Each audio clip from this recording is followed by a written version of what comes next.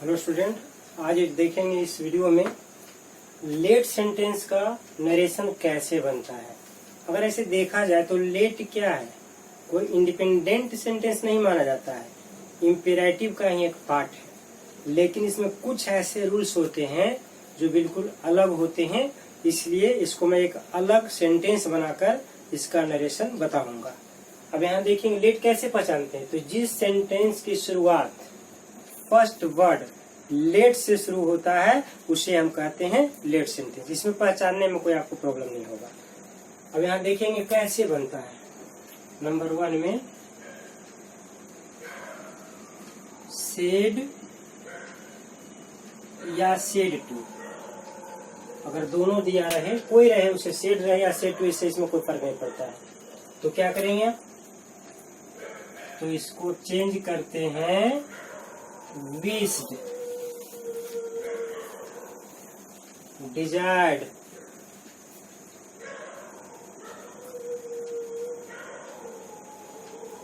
Supposed,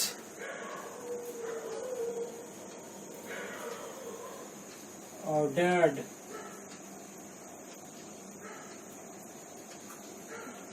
commanded,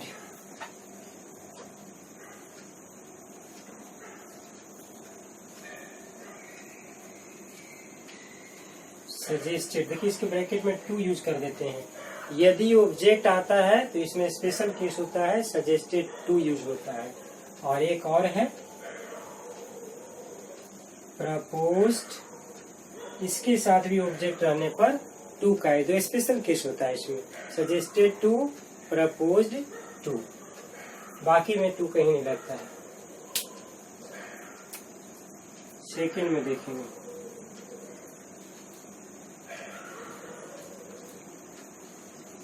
inverted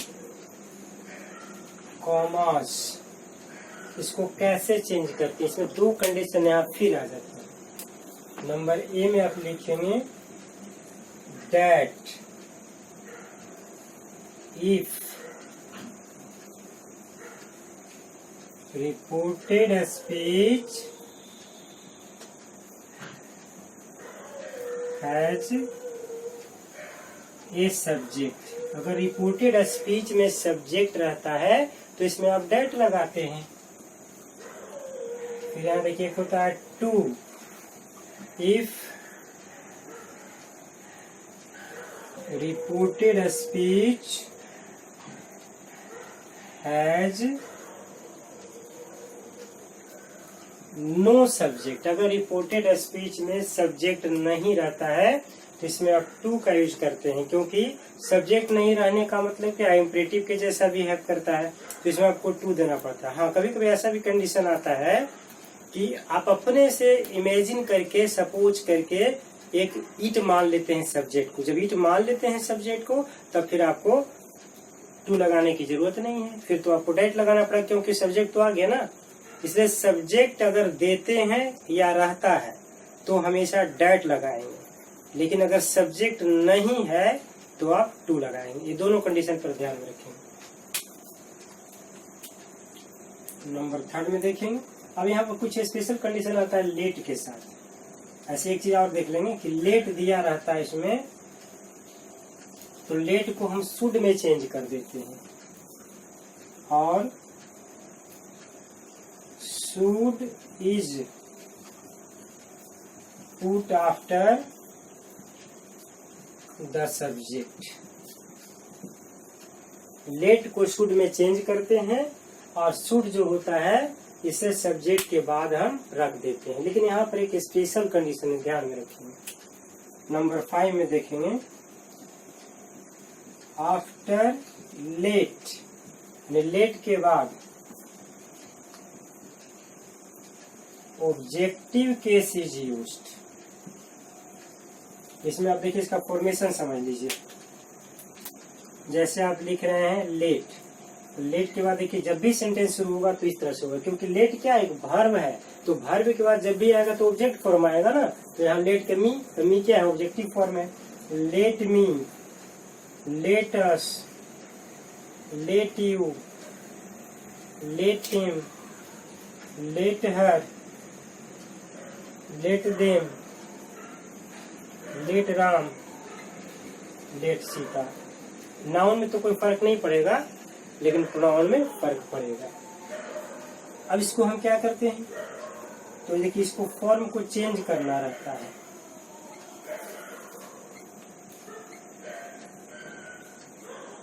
इसको देखिए इस तरह से फॉर्म चेंज करेंगे। अब चूंकि आपने ऊपर देखा कि लेट तो हमने हटा दिया, तो लेट हटा के शुड बना दिया, शुड को सब्जेक्ट के बाद रख दिया। तो सबसे पहले इसको सब्जेक्ट बनाइएगा तब ना। तो यहाँ मी है, तो मी का सब्जेक्ट आई, अस का सब्जेक्ट वी, यू का तो यूं ही रहता है, हिम का ही, हर का सी, देम का दे, और नाउन में कोई परिवर्तन नहीं होता है। राम रहे, सीता रहे, पिकुल रहे, बॉयज रहे, गर्ल्स रहे, उसको ऐसे ही आप रख देते हैं। इस तरह से देखिए बन गया। लेकिन यह भी काफी नहीं है, इसके लिए अभी और आपको कुछ जानना पड़ेगा। ये तो हमने केवल फॉर्म चेंज किया ना, और फॉर्म चेंज किया तो फॉर्म चेंज करने के बाद फिर आपको देखना पड़ेगा अकॉर्डिंग टू पर्सन। पर्सन का फिर रूल कदर आता है।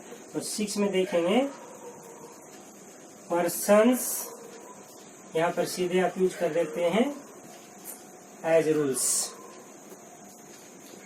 Tense as rules. फिर नंबर 8 में आता है nearest expressing words, distant expressing words. इसको आप इस तरह से यहाँ देखेंगे। स्पेशल केस यहाँ पर एक आ जाता है, when reported speech begins with let's. देखिए इसको देखेंगे, लेटस यानी लेटस का मतलब अस को मेन ध्यान देंगे। लेट तो खैर सब में रहता है। अगर रिपोर्टेड स्पीच शुरू होता है लेटस यानी यस का मतलब प्लूरल, अगर ऐसा दिया रहे तो इसको लिखेंगे us is changed as the rule of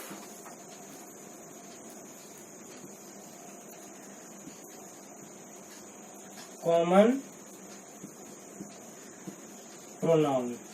ये आखिर कॉमन प्रोनाउन होता क्या है, इसमें क्या ध्यान देना पड़ता है कि सब्जेक्ट और ऑब्जेक्ट दोनों को मिला करके हम यहाँ पर यूज करते हैं। यहाँ पर स्पेशल केस इसमें लिख सकते हैं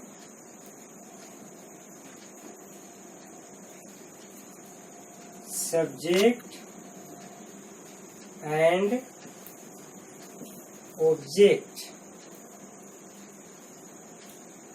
मस्ट बी या मस्ट टेक, ऐसे लिख देंगे, must take a common pronoun for us.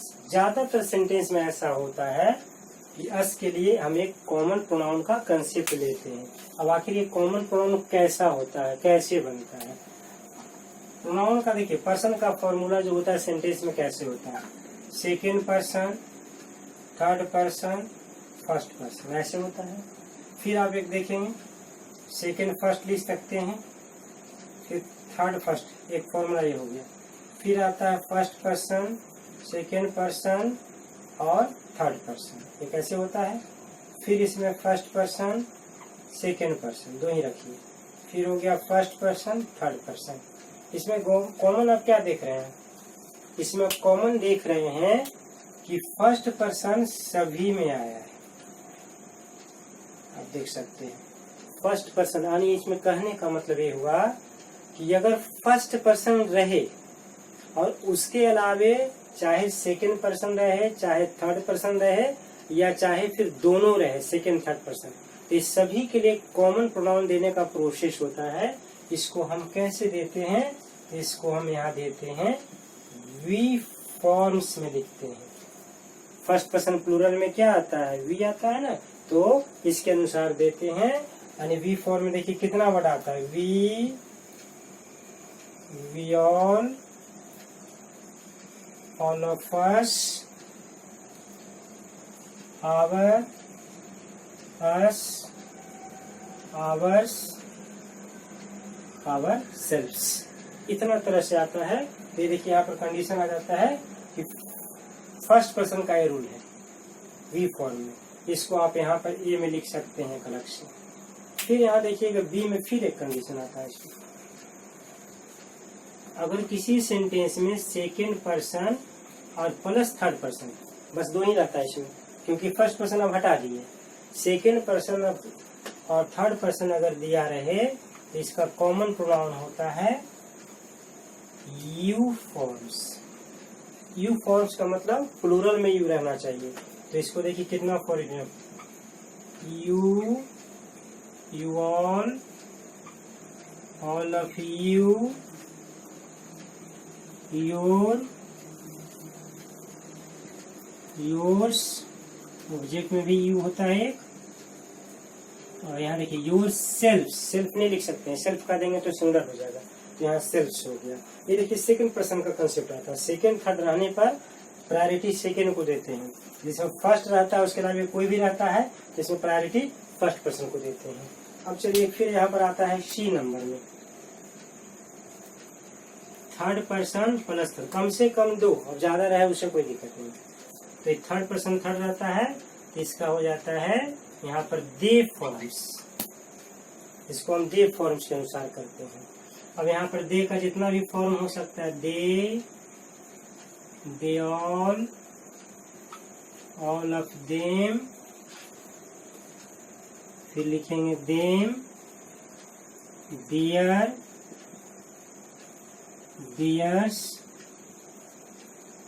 Plural में देखिए होता है देमसेल्व्स। इतना दिया रहता है तो ये हो जाता है थर्ड पर्सन। ये कॉमन निकालने का तरीका होता है। यहाँ पर जब भी हम बताएंगे अभी कि किस तरह से बनता है, तो इसको आपको ध्यान में रखना पड़ेगा।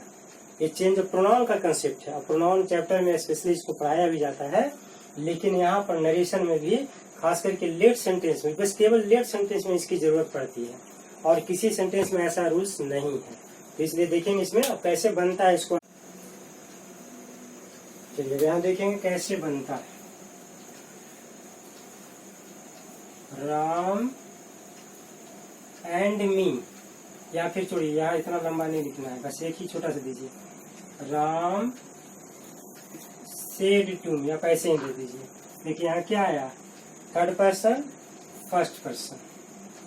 अब यहाँ पर सेंटेंस लेट से है, लेट अस गो टू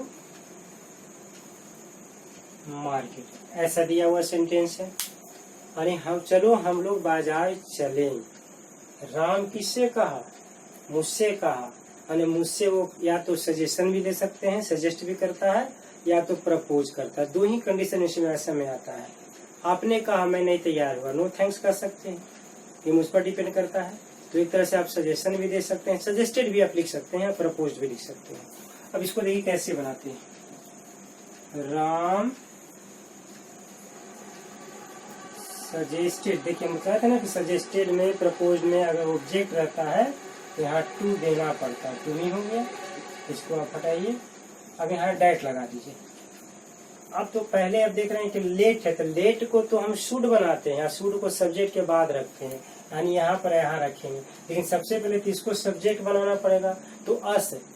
बाकी आपने नरेशन में क्या देखा कि यस को यानी फर्स्ट पर्सन है तो अकॉर्डिंग टू द सब्जेक्ट, लेकिन यहाँ पर ये जरूरी नहीं कि ऐसा लागू हो, इसलिए कि इसमें राम भी इन्वॉल्व है और मी भी इन्वॉल्व है, यानी सब्जेक्ट ऑब्जेक्ट इसमें दोनों इन्वॉल्व है ना। तो हम दोनों के लिए फिर कॉमन प्रोनाउन का कंसेप्ट लेंगे। तो हम देखेंगे कि थर्ड पर्सन फर्स्ट पर्सन रहे तो कैसे बनेगा। अभी मैंने बताया तुरंत, अभी उसको आप देख सकते हैं यहाँ पर कि थर्ड पर्सन फर्स्ट पर्सन मिलेगा तो कॉमन प्रोनाउन हो जाता है वी, यहाँ पर आप लगा देंगे वी, और लेट का यहाँ फॉर्म क्या हो जाएगा, शुड हो जाएगा, शुड गो टू मार्केट। ये कैसा ये सेंटेंस है, खास करके लेट सेंटेंस, कि मार्केट में बहुत सारे बुक्स हैं लेकिन किसी में एप्रोप्रिएट नहीं दिया हुआ, लगभग गलत दिया हुआ है। मार्केट का रेयर ऐसा बुक होगा जो सही होगा, इसलिए इसको गौर से देखेंगे और इससे आप सीख सकते हैं कहाँ आपसे मिस्टेक होता है, कैसे मिस्टेक होता है। चलिए सेकंड देखते हैं। He said to you, यहाँ पर देखिए यू लिखा गया। फिर यहाँ पर देते हैं let us go for a walk, यानी चलो घूमने के लिए चलें। इस तरह का सेंटेंस आपने कहा। यहाँ पर भी अस आया है, इसका मतलब कि ये दोनों इन्वॉल्व है ना, तो सबसे पहले इसमें कर देंगे ही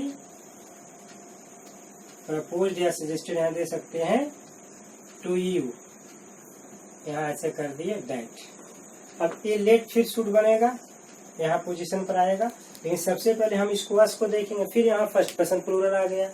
अब फर्स्ट पर्सन प्लूरल आ गया, वैसे भी सोच सकते हैं ये प्लूरल है तो यहाँ भी तो प्लूरल होना चाहिए, तो यहाँ तो ही है, तो ही को कैसे अस बनाएंगे, चेंज होगा नहीं। तो यहाँ कंडीशन होता है कि हम दोनों के लिए आए कि उसने तुमसे कहा कि चलो घूमने के लिए चले, यानी हम भी चलेंगे और तुम भी चलो, यानी इसमें दोनों पर्सन इन्वॉल्व हो गया, ही और यू। तो रूल क्या कहता है कि जब सेकेंड पर्सन थर्ड पर्सन रहे तो हम पहला किसको देते हैं प्रेफरेंस, सेकेंड पर्सन को देते हैं इन प्लूरल। अब यहाँ पर यू से पता नहीं चलेगा प्लूरल तो कोई दिक्कत, लेकिन माना जाएगा कि ये प्लूरल है। तो यहाँ पर देखिए यस को क्या करेंगे, यहाँ पर यू में चेंज करते हैं और फिर लेट को शुड बना देते हैं, should go for a walk. खास करके इस तरह का जो सेंटेंस है ना, सेकेंड पर्सन और थर्ड पर्सन, ये अक्सर बुक में गलती ही रहता है, ज्यादातर बुक में ये गलत ही है, इसलिए इसको ध्यान में रखेंगे, रूल फॉलो करेंगे, गलती क्यों हो जाएगा आपसे। चलिए एक और इस पर देखते हैं। सी सेड टू हिम, यहाँ देखिए दोनों थर्ड पर्सन को दे दिए। Let us do this work now, ऐसे दे दिए। यहाँ भी ऐसा आया है, इसका मतलब क्या होगा कि यहाँ पर भी सेम कंडीशन आएगा। तो सबसे पहले लिखेंगे C proposed to him, inverted comma को कैंसिल करेंगे, डैट लगा देंगे, फिर लेट को आप यहाँ ले जाएंगे। अब यहाँ अस है तो अस किसके लिए आया है, अस यहाँ फिर फर्स्ट पर्सन है, सी के लिए तो आ नहीं सकता है, न हिम के लिए भी आ सकता है, तो दोनों के लिए तो आ सकता है ना। यहाँ पर उसने इससे कहा, यानी दोनों इन्वॉल्व है ना कि चलो इस काम कर को अभी काम को अभी करें, यानी हम दोनों मिलके करेंगे। तो मिलके करेंगे तो थर्ड पर्सन दो मिल जाए, सिंगुलर सिंगुलर या प्लूरल प्लूरल या सिंगुलर प्लूरल या प्लूरल सिंगुलर, ये चारों कंडीशन है, उससे मतलब नहीं। थर्ड पर्सन दो जब भी हो जाता है तो इसका यहाँ पर क्या हो जाता है, यहाँ दे हो जाता है। और लेट को शुड बना दिए, शुड डू दिस है तो दिस का डैट, वर्क नाउ, नाउ का देन, नाउ का देन, देखिए इस तरह से बन गया। इस तरह से मैंने बताया है। अब देखेंगे अक्सर इसमें लोगों को परेशानी होती है समझने में। चलिए अब जनरल सेंटेंस देखते हैं। Rani said let it rain tonight, ऐसे दे दिए,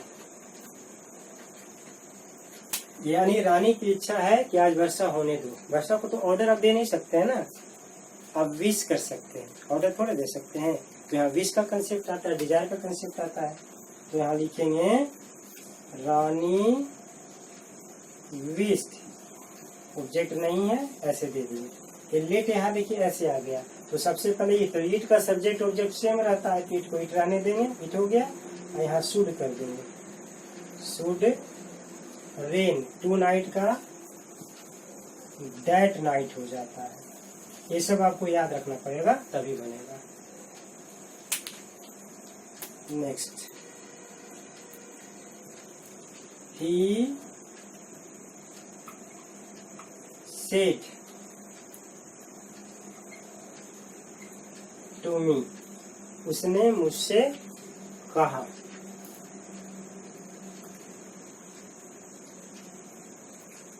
late them go at once, उन लोगों को अभी तुरंत जाने दो, यानी आपने आदेश दिया। एट वंस से पता चल रहा है ना कि आप आदेश दिया। अब यहाँ पर क्या करेंगे, तो ही ऑर्डर्ड, कहीं जरूरत पड़े तो कमांडेड भी आप दे सकते हैं। मी डैट, यहाँ तक आ गया, लेट यहाँ चला आया। अब देम क्या है, थर्ड पर्सन है, प्लूरल में है, लेकिन थर्ड पर्सन ध्यान रखेंगे, थर्ड पर्सन को चेंज नहीं करते हैं। ये मत समझिएगा कि देम है तो देम छोड़ देंगे, यानी थर्ड पर्सन में रहता है, ये मैं कहना चाह रहा हूँ। बस उसको सब्जेक्ट फॉर्म में चेंज कर देंगे। तो देम का यहाँ पर कर देंगे, ये हो जाएगा दे, और लेट का हो जाता है शुड गो एट वंस। इस तरह से बना देते हैं। The teacher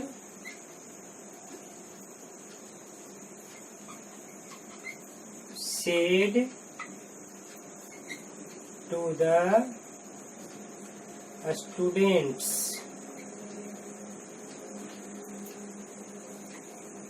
let be a circle। Math के टीचर अक्सर इस तरह से बोलते हैं, लेट भी, कुछ भी बोलते रहते हैं, ट्रायंगल, सर्किल मान के ही बनाते हैं।